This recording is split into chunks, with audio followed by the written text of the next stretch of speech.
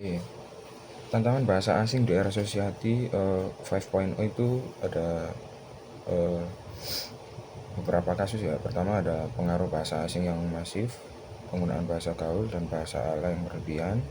Lalu ada penggunaan kejahatan buatan AI dalam berbahasa. Lalu cara menyikapi kita yaitu dengan peningkatan literasi bahasa Indonesia. Lalu ada pendidikan bahasa Indonesia yang adaptif dengan teknologi. Lalu apa saja dampak kejahatan berbahasa di Indonesia, yaitu yang pertama perpecahan sosial dan konflik, yang kedua penyebaran informasi hoax dan disinformasi, yang ketiga kerusakan moral dan etika. Lalu upaya kita menghentikan kejahatan berbahasa yaitu di media sosial terutama, yaitu pertama peningkatan kesadaran hukum dan etika. Terus yang kedua pendidikan literasi digital. Lalu yang ketiga kampanye anti hoax dan anti ujaran kebencian.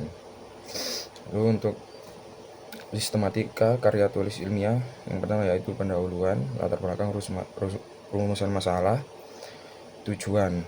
Lalu yang kedua yaitu tujuan pustaka, yang biasanya berisi landasan teori.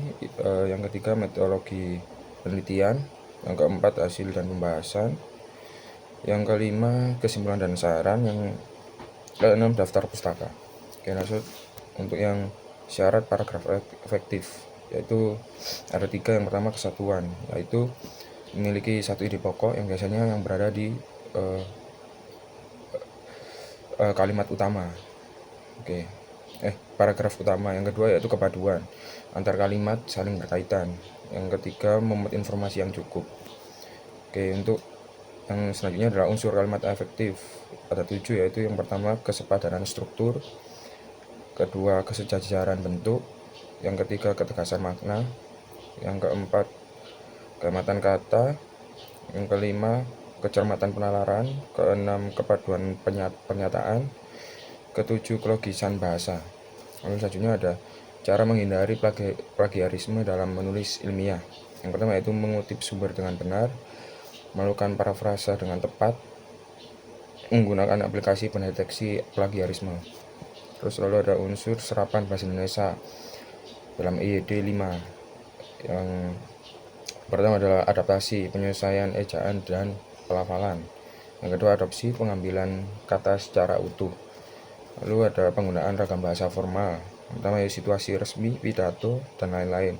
Terus kedua karya tulis ilmiah, ketiga acara kenegaraan, yang keempat saat berinteraksi dengan orang lebih tua atau memiliki jabatan yang lebih tinggi.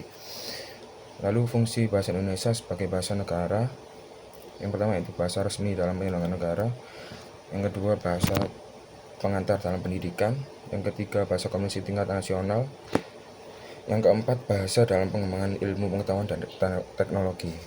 Lalu yang selanjutnya ada sejarah bahasa Indonesia. Bahasa Indonesia ini berasal dari bahasa Melayu, diresmikan sebagai bahasa nasional pada tahun 1928 bertepatan dengan Sumpah Pemuda.